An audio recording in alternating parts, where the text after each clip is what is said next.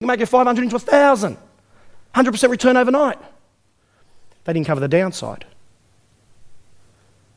I lost $70,000. I was building a house and getting married. What do you think my future wife said? So in 99, I've got these 4 programs.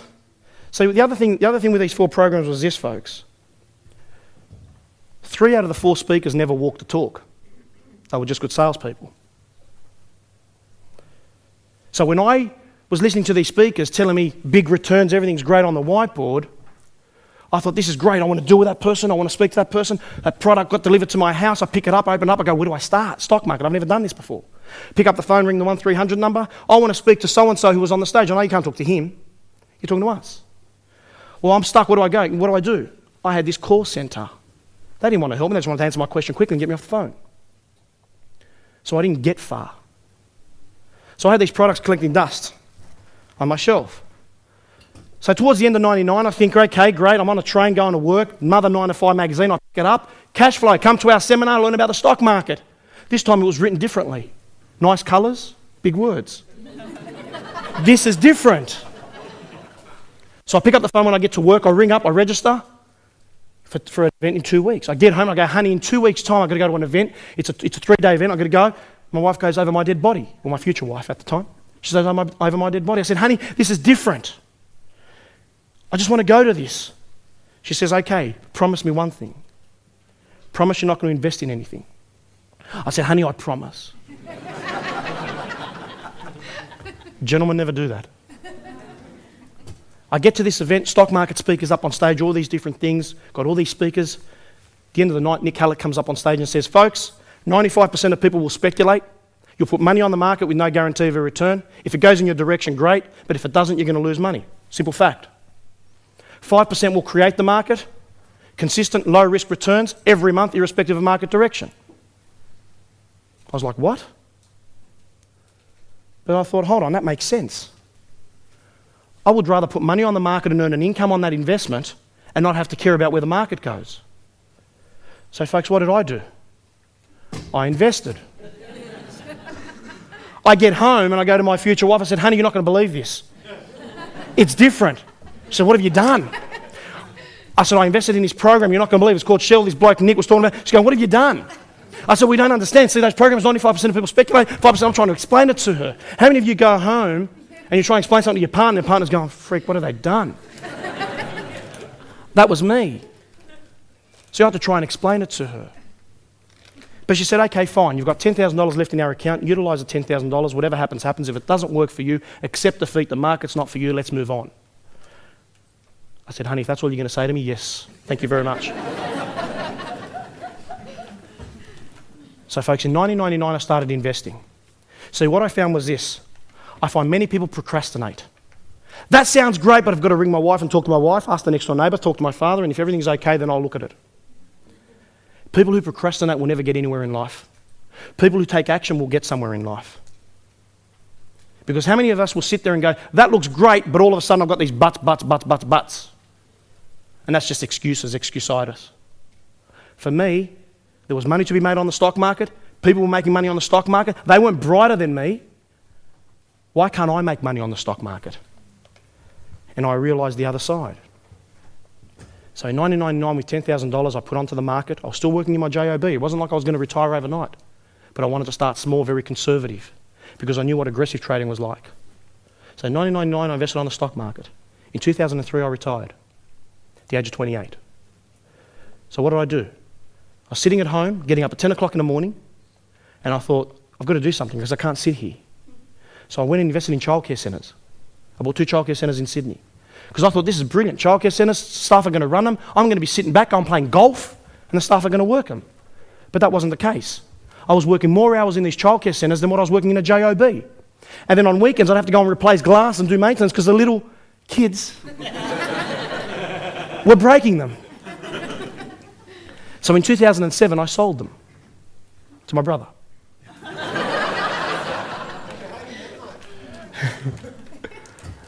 So from 2007, folks, all I was doing was basically sitting at home at night, sitting at home during the day, investing and spending the day and at night with my family and not having to worry about the markets. Because I learned how to create the market and earn an income up front irrespective. Now let me ask you something. On the Australian market right now, are shares, irrespective of which share it is, are the shares right now above or below where they were 12 months ago? Below. Every single stock right now on the Australian market is lower than where it was 12 months ago. Now, 54% of Australians own shares. We have the largest share ownership in the world. 54% of Australians own shares. The mentality is go out, buy some shares, hold them, put them in the bottom drawer, and eventually when they go up, we'll do what? Sell them. So people have gone out and bought BHP at 53 12 months ago, and right now it's worth 41. Do they have a physical loss, folks? No. There is no physical loss. Unless they sell them, there's no physical loss, true? Now, people are sitting on these BHP shares going, well, I bought them at 53, they're 41, I'm just going to sit here and wait.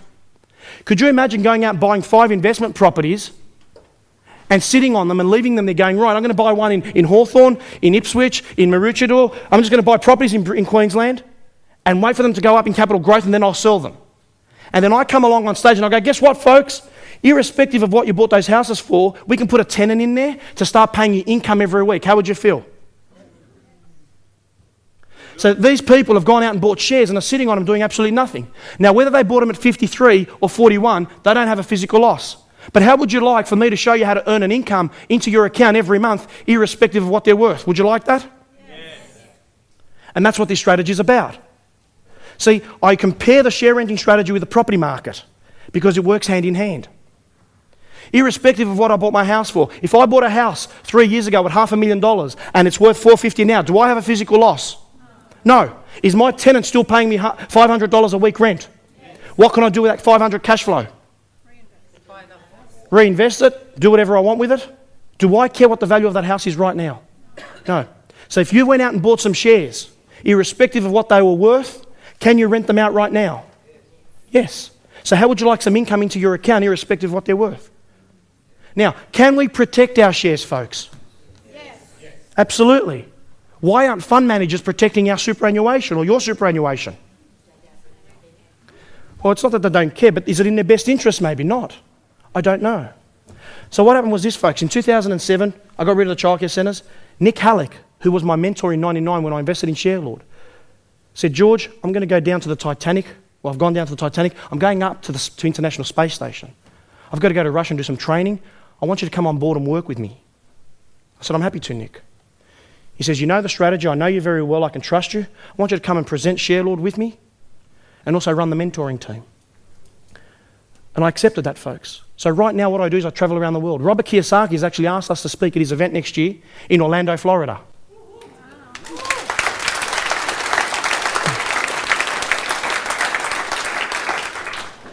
So what I do now, folks, is this. I get up at about 10 o'clock in the morning, unless my little girl wakes me up singing Incy Wincy Spider on my face. And I allocate no more than 5 minutes to this. Because if I put 5 minutes to this strategy or 3 hours to this strategy, I get no better result. So I might as well utilise my time to do something else, true? Because most of you right now have one pillar of income in your lives, and what's that? JOB. It's important to build multiple pillars of income. You can have 1 or 2 different strategies on the stock market, a property strategy. I mean, Conrad, who heard Conrad talk the other night at about midnight? But Conrad knows his stuff. He's brilliant, folks. If any of you are looking at property, the 21st Century Property Direct team is amazing. Speak to them. So right now what I do, folks, is I travel around the world and I present Sharelord. I mean, how many of you saw me out there from Friday till now, sitting there, making myself available to you? What's important to me is your time, and so is my time. And I appreciate the fact that people came up and spoke to me and sat with me and said, what are you doing here? What do you do? I want to thank you for that. Because to me, it's important for me to be able to explain to you and show you how this strategy works. If I can assist you and help you and change your life, that's what we're here for. And that's what we're all here for this whole weekend. Now, how many of you have children? So do I. This is my family, folks. My little girl last year said, Daddy, in October, I want to go and see fish. How many of you have been to the Great Barrier Reef? It's an amazing place. You know, I asked a question, and I say to people when I travel around Australia, how many of you have seen the Great Barrier Reef? Very few hands go up. How many of you have been to Thailand and Bali, and all of a sudden I'm getting these hands going up? Folks, we need to see our own country before we see anything else. We have an amazing country. Why do we go everywhere else but our country to see it? My little girl said to me, Daddy, I want to go see fish. 3 days later, we were at the Great Barrier Reef. How many of you would like to be able to do that? Drop everything and go. See, folks, I don't say this to impress you, but to impress upon you of what's available to you. Because it's not about how much money is sitting in my pocket or is sitting in your pocket. Because does money make you happy? Let me ask you a true question. Does money make you happy? One gentleman says yes. That's okay. It helps, but I don't think it makes you happy. Because I know people that have got a lot of money, folks, that are miserable. And I know a lot of people right now that don't have any money and the most happiest people in the world. You've all heard of the basket brigade, folks? You've seen the basket brigade box outside? Let me ask you something, please, folks. If any of you, tomorrow we've got tomorrow as our last day. If any of you have any new toys that you want to spare or buy for this world cause, this great cause, please do so. How many of you have heard of Facebook? Most? I love Facebook, folks. Let me ask you something. Melbourne Cup Day. What most of you were doing on Melbourne Cup Day? Working and doing what? Sweepstake. How many of you were putting money down for the horses? True? So guess what I did on Melbourne Cup Day in the morning? Instead of posting George is waking up, going to the toilet, brushing his teeth, he's going to have breakfast, and then I'm going to sit in my back veranda, I thought I'm going to do something for a good cause. I posted the link to the basket brigade, and I said, folks, if any of you are going to look at putting your $2 into the sweepstake, don't. Donate it to this cause. And I posted a 3-minute video. I said, please look at this video, and if you're going to donate any money, please donate to this cause. How many responses do you think I got? One. One of my students said, George, I'm in Queensland, this is in Sydney, but I'm going to donate $100. Now, this cause is also in Queensland. It's around Australia. So you can find your the local group organisation here and volunteer your time. Now, on the 19th of December in Sydney, they want volunteers. I'm going to volunteer my time. Because I also said, folks, to the people on my Facebook is this: if you can't volunteer your time because I know your time is valuable, please donate some money. Is that okay? $2? It's a tax deduction, folks. I got one response. But I go and post, George is waking up, going to the toilet, having his breakfast, and all this garbage, and how many posts do I get? 50. Where is society going to? Children, folks. I love children. Am I wearing what? Okay, yes. Now, folks, thank you for bringing that up. My little girl was turning 4 last year. She said, Daddy, we're having a fairy party. It's at the park. I said, I know, honey. Whatever you want, you can have. She said, Daddy, great. It's just family, close family and friends. She said, Daddy, it's a fairy party. I want you to wear fairy wings.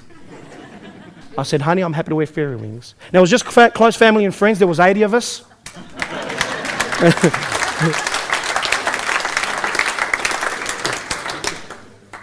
I'm watching you. There was just close family and friends, folks. And I'm sitting there wearing fairy wings. We're at a park, right? And there's this group of guys playing football. And here's this one bloke in this party wearing fairy wings, pink ones. Let me tell you, if I walked away from my friends, I wouldn't be here right now. The looks that they gave me. But thank you for bringing that up. Now, I also teach children, folks. In Sydney, we've got a group where I also mentor some students. My youngest is 12, my oldest is 22. What I do is once a month we get together and we do this. We jump on the stock market, we place our trade, we earn the income, we close our computer, and a month later we get together, we turn the computer on, and we go, what's happened in the market for the last month? How much income have we earned? Let's earn some more income for the next month. How important is it to educate our children, folks? Very, right? Does the education system teach us the value of $1? No. Who said yes? No, it doesn't. The education system doesn't. It teaches us what? To stay in the rat race. True? It teaches us to do this. Go to school, get good grades, go get a job. Go to university, get better grades, go get a better paying job. To do what? Pay more tax. Keep us in the rat race. So I said, instead of having to go work at McDonald's for $6 an hour and get abused by people like me, how about I teach you how to invest on the stock market? Don't get me wrong, nothing against children working at McDonald's. If they're getting off their backsides to do something, that's good. But I get frustrated. I don't know about you, when you go to the counter, can I help you? There's nothing wrong about that. But I get frustrated. So I thought, how about we educate our children? Instead of me going out to other countries and doing anything outside of Australia, let's educate our own kids here in our own backyard, true? And that's what it's about.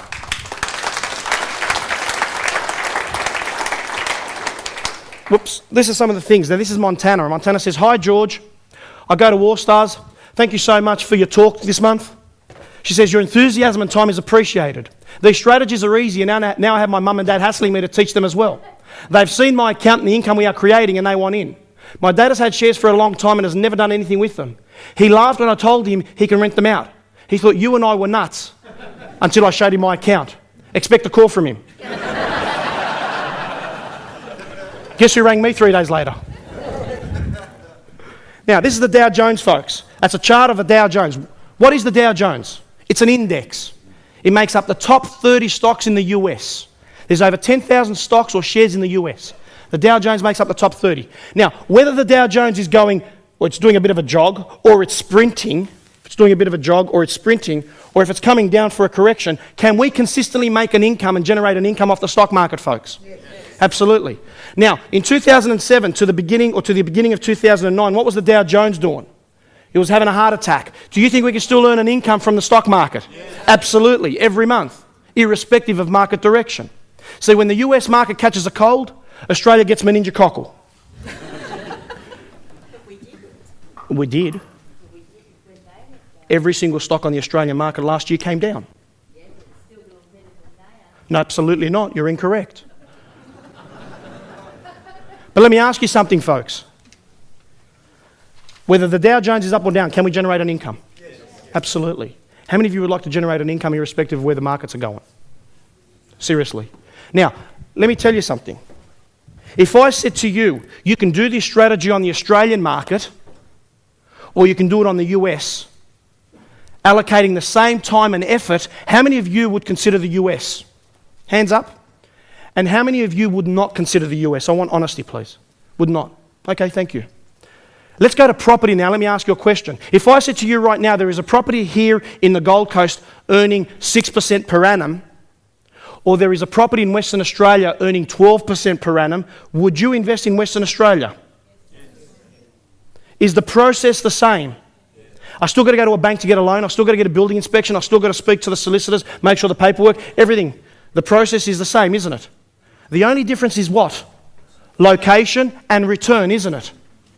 The rest of the process is the same. So if I said to you, utilise the share renting strategy on the Australian market to earn 1 to 2% on a monthly basis, or utilise the share renting strategy with ShareLord on the US market, same time and effort, but triple your returns. How many of you would like triple the returns for the same time and effort? Because the market and the media does what? The media puts out all this negativity about the US market, doesn't it? Doom and gloom, everything's down. But was I generating consistent returns every month last year while the markets were plummeting? Yes. I didn't care where the market was going, folks. You're going to see one of my worst trades because I'm going to show you one of my worst trades. Now, how many of you have heard the Americans say we have kangaroos hopping around our cities? Folks, I thought it was just a joke or just a myth, you know, until I started speaking to my US students. Now, this is a clip that I took from the paper, and this is apparently Kristen Bell. I don't know who she is, but she's apparently I don't know, she's someone. She's a movie star. But she did memo to Prime Minister Kevin Rudd and the Tourism Australia. Please send more kangaroos to Australian international airports. American tourists are disappointed. My students will ring me when I'm talking to my students at night in America. My students will say to me, "Hey, George, how you going?" "Hey, good, Kevin, yourself?" "Yeah, good." "Hey, you got any kangaroos in your backyard?" I go, "Yeah, sure. Let me turn my Skype camera on, go to the backyard. Look, they're eating the grass right now." I go, "Really?" I go, "Yeah." And then I send them this photo.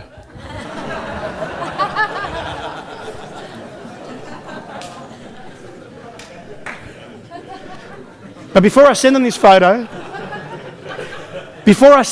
I go, "Hey, Kevin, you know what? You can jump on a kangaroo.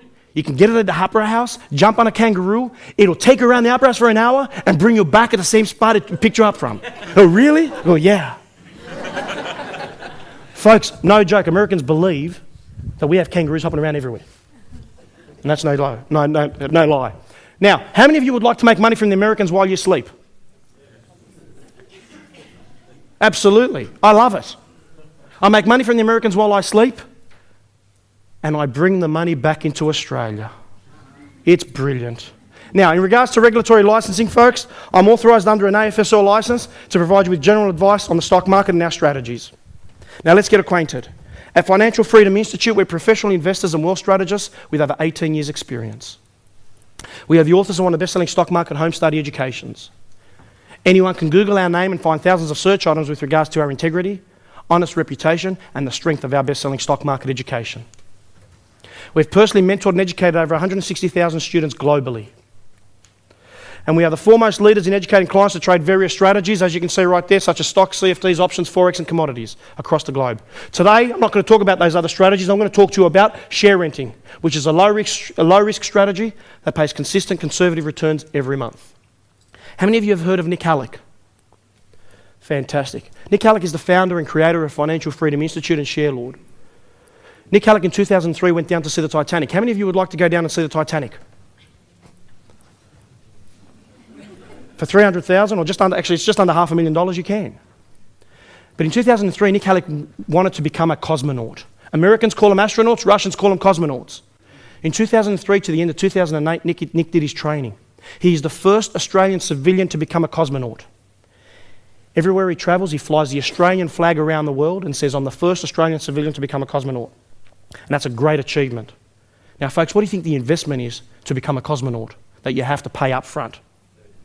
$30 million. Where do you think that investment came from, folks? Stock market, share lord. How many of you have dreams, visions, and goals? All of you, right? It's a matter of living them. Nick has his vision board when he put together at the age of 8. He still has it. And one of them was to become a cosmonaut. And he succeeded. I think that's a great achievement for him. Now let's look at financial reality. We've been programmed to have one source of income in our lives, true? And what's that? A job. If you don't start to make plans or goals for your future, you'll automatically fall into somebody else's plans. And right now, those somebody else's plans is your employer's plans. You're going to be doing jobs like these. Now, folks, there are some pictures here that may upset your tummy, and I'm just warning you. I'm scared of heights, I can't look at that one. These are real jobs, folks. So is that. Someone's got to smell it. Rexona, when they spray, they say it works. You've got to test it, don't you?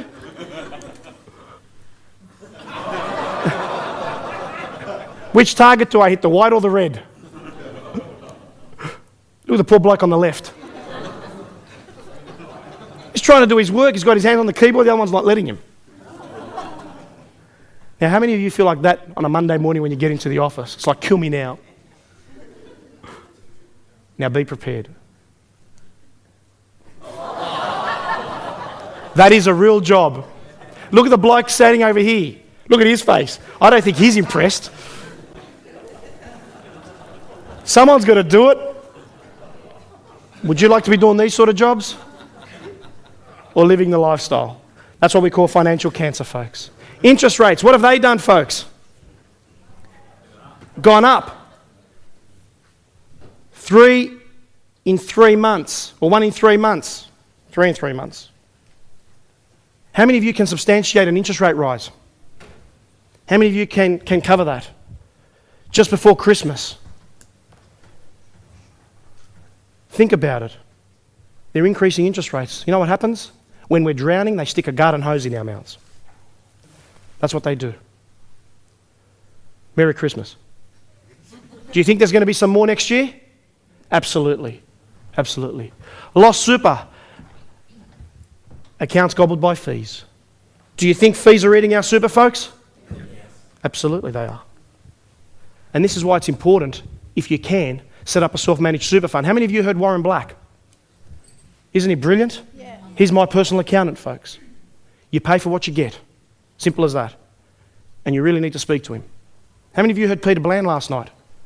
Isn't he good? Yeah. He's a Share Lord student. Go and speak to him. Now, why does the stock market exist? Who can tell me? I want you to write this down, folks. The stock market exists to transfer vast amounts of money from the uneducated to the educated. What side of the market do you want to be on? The stock market exists to transfer vast amounts of money from the uneducated to the educated. That's all it is. I want you to write that down. The stock market exists to transfer vast amounts of money from the uneducated to the educated.